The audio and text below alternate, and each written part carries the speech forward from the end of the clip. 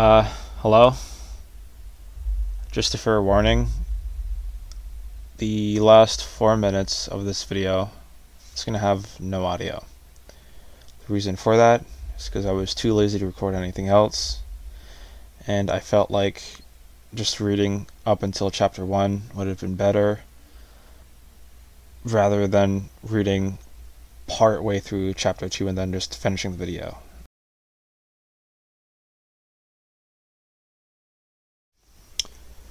Economics for Dummies. Introduction. Economics is all about humanity's struggle to achieve happiness in a world full of constraints.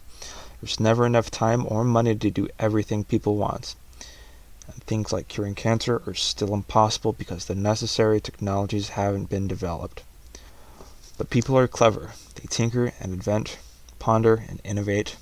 They look at what they have and what they can do with it, and take steps to make sure that if they can't have everything, they at least have as much as possible. Making trade-offs is key because you can't have everything, you have to make choices.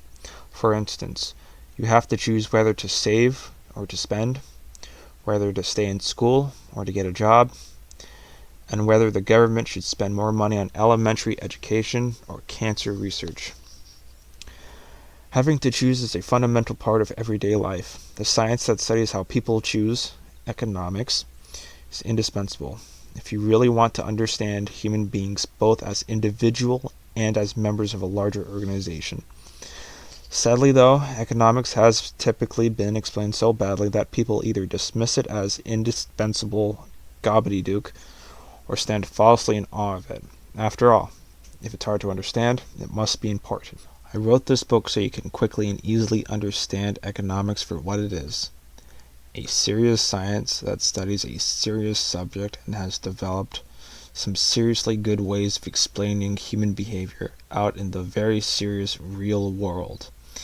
If you read this book, you'll understand much more about people, the government, international relationships, business, and even economical issues like global warming and endangered species. Economic touches on nearly everything, so the returns on reading this book are huge. About this book. In this book you'll find the most important economic theories, hypotheses, and discoveries about a zillion obscure details, outdated examples, or complicated mathematical proofs. Among the topics covered are how the government fights recession and unemployment using monetary and fiscal policy, how and why international trade is good for us, why poorly designed property rights are responsible for environmental problems like global warming, pollution, species extinction, how profits guide businesses to produce the goods and services we take for granted, why competitive firms are almost always better for society than monopolies, how the Federal Reserve controls the money supply, interest rates, and inflation all at the same time, why government policies like price controls and subsidies typically cause much more harm than good, how the simple supply and demand model can explain the prices of everything from comic books to open heart surgeries. I'll do my best to explain these things and much more clearly and direct. I've also structured this book to put you in control. You can read the chapters in any order, and you can immediately jump to what you need to know without having to read a bunch of stuff you couldn't care less about. Economists like competition, so you shouldn't be surprised that there are a lot of competing views and paradigms among us. Indeed, it's only through vigorous debate and careful review of the evidence that the profession improves its understanding of how the world works. In this book, I'll try to steer clear of fads or ideas that foster a lot of disagreement. This book contains core ideas and concepts that economists have agreed are true and important. If you want to be subjected to my personal opinion and pet theories, you'll have to buy me a drink first. However, economists have honest disagreements about how to present even the core concepts, so I've had to make some decisions about organization and structure. For example, I present macroeconomics using a Keynesian framework even when I explain some rather non-Keynesian concepts. If you don't know who this Keynes fellow is or what makes him so Keynesian, don't worry, I'll introduce him to you later in the book. Part 1. Economics, the science of how people deal with scarcity. What does economics study, and why should you care? Economics is the science that studies how people and societies make decisions that allow them to get the most out of their limited resources. Because every country, every business, and every person has to deal with constraints and limitations, economics is literally everywhere. For instance, you could be doing something else right now besides reading this book. You could be exercising, watching a movie, talking with friends. The only reason you should be reading this book is if it's the best possible use of your very limited time. In the same way, you should hope that the paper and ink used to make this book have been put to their very best, and that every last tax dollar that your government spends is being used in the very best possible way and isn't being dissipated on projects or secondary importance. Economics gets to the heart of these issues, analyzing individual and firm behavior as well as social and political institutions to see how well they perform at converting humanity's limited resources into the goods and services that best satisfy human wants and needs. Considering a little economic history.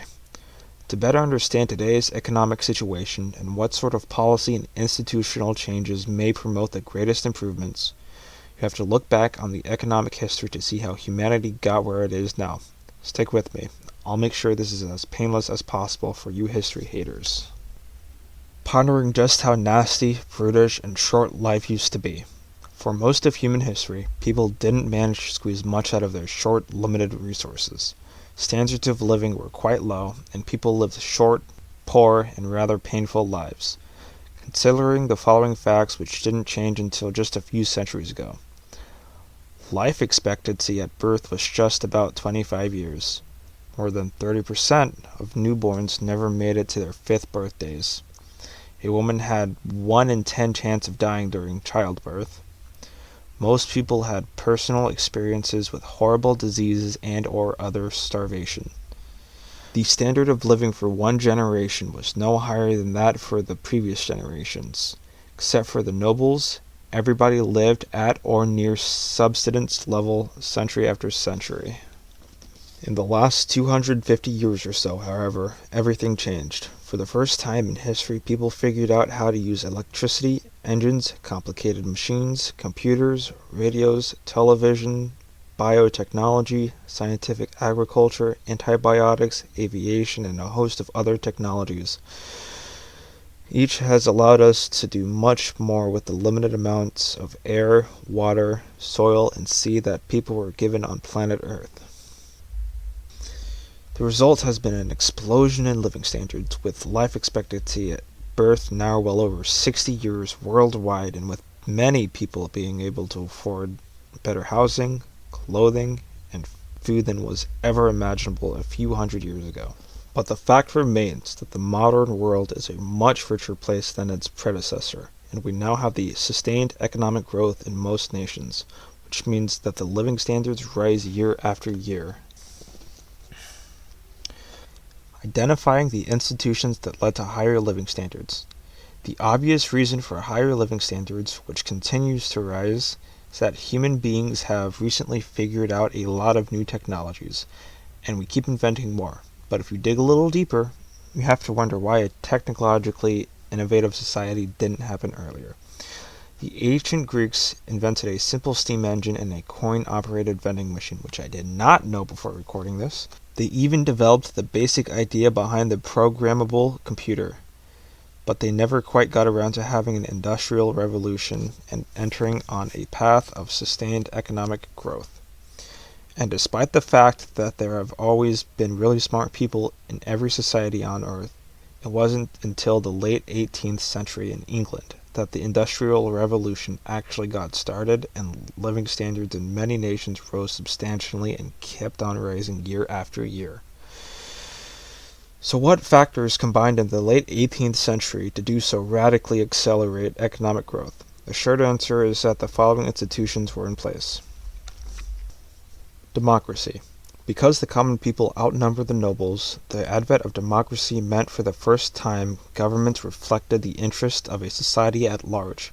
A major result was the creation of government policy that favored merchants and manufacturers rather than the nobility. Limited liability corporation. Under this business structure, investors could lose only the amount of their investment and not be liable for any debts that the corporation couldn't pay. Limited liability greatly reduced the risk of investing in businesses and consequently led to much more investing. Patent rights to protect investors. Before patents, inventors usually saw their ideas stolen before they could make any money. By giving inventors the exclusive right to market and sell their inventions, patients gain a financial incentive to produce lots of inventions.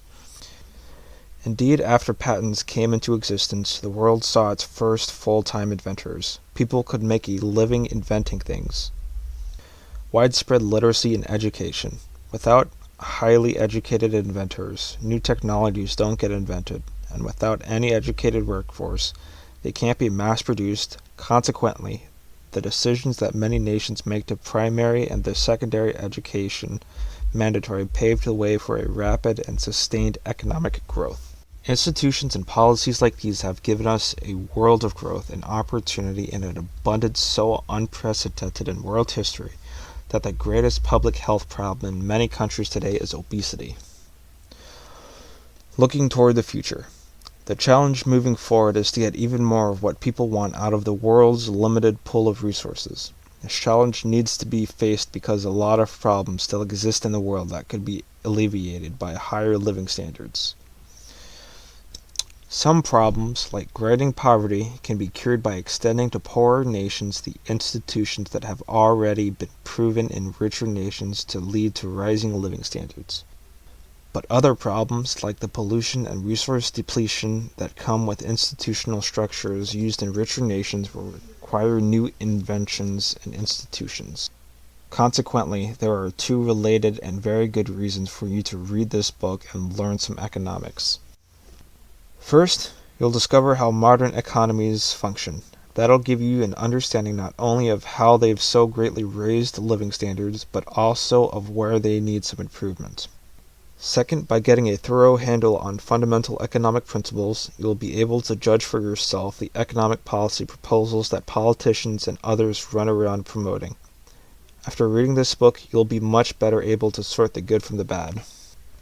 Sending macroeconomics and microeconomics to separate corners. I've organized this book to try and get as much economics into you as quickly and as effortlessly as possible. I've also done my best to keep it lively and fun. The English poet Thomas Carlyle called economics the dismal science, but that ticks me off, and I'm going to do my best to make sure that you don't come to agree with him. The main organizing principle I used in this book is to divide economics into two broad pieces, macroeconomics and microeconomics. Macroeconomics looks at the economy as an organic whole, concentrating on the economy-wide factors like interest rates, inflation, and unemployment. It also encompasses the study of economic growth and how governments use monetary and fiscal policy to try to moderate the harm caused by recessions. Microeconomics focuses on individual people and individual businesses. For individuals, it explains how they behave when faced with decisions about where to spend their money or how to invest their savings. For businesses, it explains how profits-maximizing firms behave individually, as well as when competing against each other in markets. Underlying both microeconomics and macroeconomics are some basic principles like scarcity and diminishing returns. Consequently, I spend the rest of Part 1 explaining these fundamentals before diving into macroeconomics in Part 2 and microeconomics in Part 3.